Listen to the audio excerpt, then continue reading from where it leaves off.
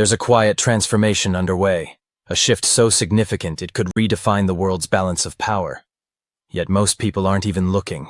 While the media obsesses over Wall Street tickers and Federal Reserve speeches, something deeper, more strategic, is unfolding behind the scenes.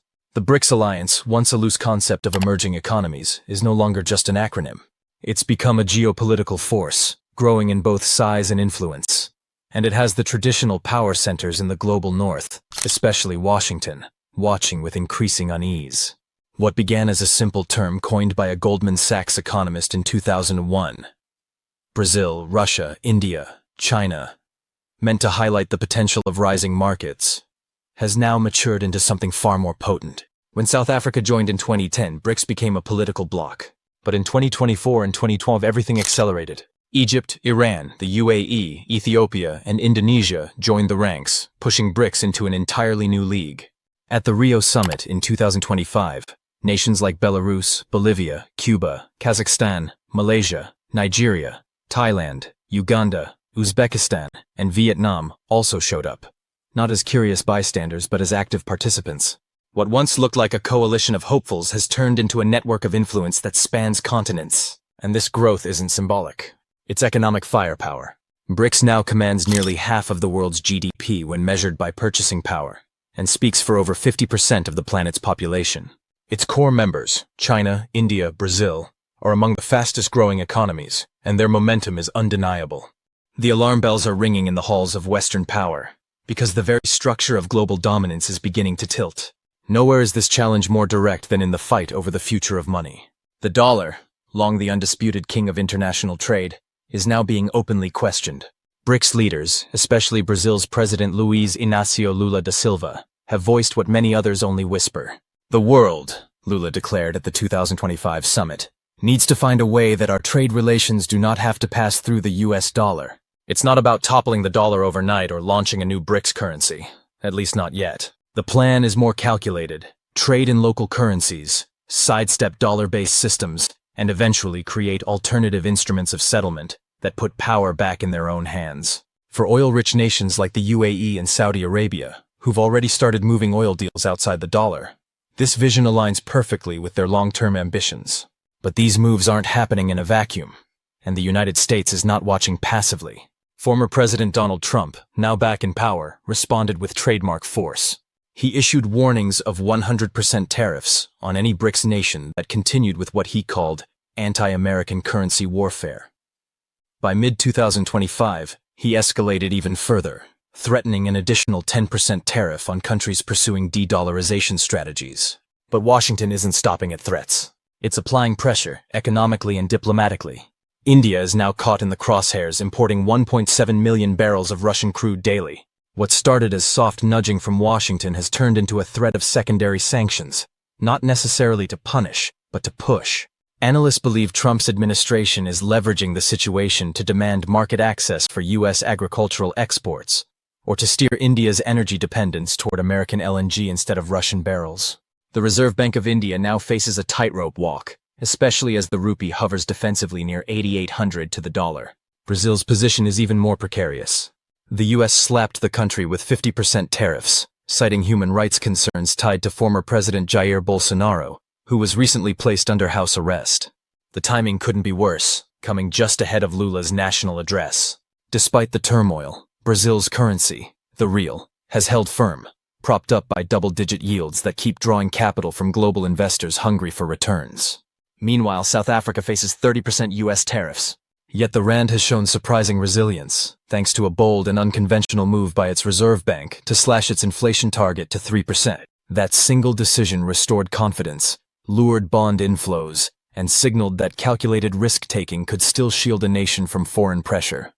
For now, all of this came to a head at the 17th BRICS Summit in Rio de Janeiro on July 6-7, 2025. A gathering that didn't just make headlines but marked a turning point. There, the leaders signed a sweeping declaration titled, Strengthening Global South Cooperation for More Inclusive and Sustainable Governance. It wasn't just diplomatic noise. The agreement included 126 actionable commitments across governance, finance, AI, climate, public health, peace building, and cultural exchange. The bloc condemned unilateral tariffs. They demanded reform of the UN Security Council.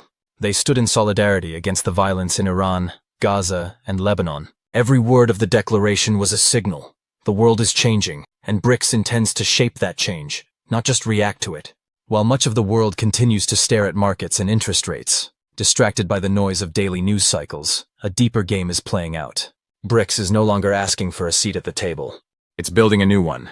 And the world, ready or not, is being pulled toward it. The BRICS bloc delivered a unified message. It condemned the Israeli and U.S. military strikes inside Iran and voiced firm support for peace efforts in Syria and Sudan. Though the United States wasn't named outright, the implication was unmistakable. BRICS is presenting itself as a counterweight to Western geopolitical dominance. That tone echoed throughout the summit, which, according to David Mana, director of the University of Johannesburg's Confucius Institute, emphasized BRICS as a powerful collective voice for the global South. This isn't just a coalition for economic growth anymore. It's evolving into a political entity pushing back against the erosion of international law and the rising militarization of the global North. Finance ministers from the group issued 3 significant declarations. Among them was a renewed call to reform IMF quotas and improve representation for emerging economies, an ongoing demand that reflects long-standing frustrations with Western-controlled financial systems. Ana Joro Garcia from the BRICS Policy Center highlighted another shift: the bloc's insistence on moving taxation discussions under United Nations frameworks, which are widely seen as more democratic and inclusive than the OECD's. Although the idea of taxing the ultra-rich wasn't mentioned explicitly, climate finance featured prominently on the agenda, clear evidence that BRICS is tying its development goals closely to sustainability.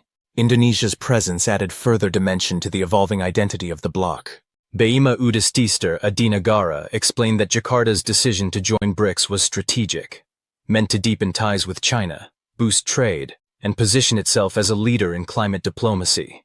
Indonesian President Prabowo Subianto Jojo Harikusumo pledged an ambitious goal: to transition the country to 100% renewable energy within the next decade. For Indonesia, BRICS isn't just a forum for dialogue, it's a platform to unite climate policy with development. The addition of new members, Egypt, Ethiopia, Iran, the UAE, and Indonesia, has expanded BRICS's geographic footprint across Asia, Africa, and the Middle East, increasing its influence but also introducing layers of complexity. There's still no standardized membership criteria, yet the bloc's openness to diverse economies signals its ambition to be a truly global force. In 2024, a new partner country status was introduced, allowing nations to engage with the group without full membership obligations. Nations like Belarus, Bolivia, Cuba, and Uzbekistan are participating more actively, aligning themselves with BRICS's goals while retaining some independence.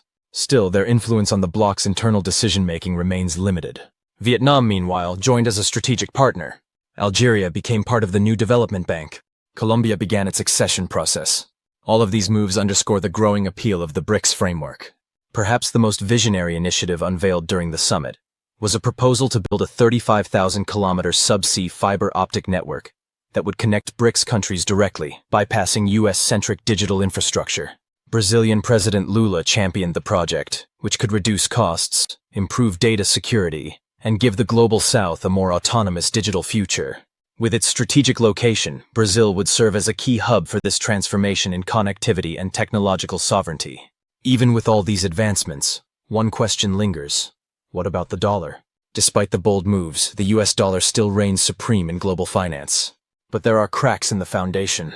Markets are already pricing in around 60 basis points of Federal Reserve rate cuts by the end of 2025. The tone of officials like Mary Daly, Lisa Cook, and Susan Collins could sway market sentiment even further. A weaker ISM services report or disappointing jobs data could add momentum to growing doubts about the dollar's long-term dominance. Yet BRICS faces its own internal challenges. Critics, particularly in Washington, argue that the bloc's diversity, its range of political systems, economic models, and national interests, makes unity difficult. That's a fair point. Internal tensions do exist, but as David Mana pointed out, these differences haven't prevented progress. The new development bank continues to fund infrastructure and sustainability projects, proving that collaboration remains functional despite political divergence. The real test, however, may come soon. The US-China tariff review scheduled for August 12th could become a major flashpoint. If Washington takes a more aggressive stance, it could escalate beyond bilateral trade disputes and morph into a broader effort to undermine BRICS. How the bloc responds will shape its trajectory, whether it emerges as a stable global alliance or falters under pressure. The global landscape is shifting. Power is no longer centered in just one corner of the world. The global south is rising, asserting its right not just to participate, but to help write the rules. For the global north, and especially the United States, that shift is uncomfortable. Their response has been increasingly defensive. Tariffs, sanctions, diplomatic pressure. But BRICS is betting on something else. A long-term strategy built on cooperation, economic reform, and digital autonomy. The key questions now are, can this diverse coalition truly stay united? Can the push for de-dollarization and digital independence succeed in the face of entrenched systems and global institutions? These questions don't have simple answers. But one thing is certain, the BRICS story is far from over. Its choices, its growth, and its resilience will ripple through markets, diplomacy, and global power dynamics for years to come. So what do you think? Is this alliance the beginning of a new global order? Or will its internal contradictions pull it apart? If you're following these global shifts closely, drop your thoughts in the comments. And if you want to stay informed about the forces shaping the world around us, don't forget to like and subscribe for more.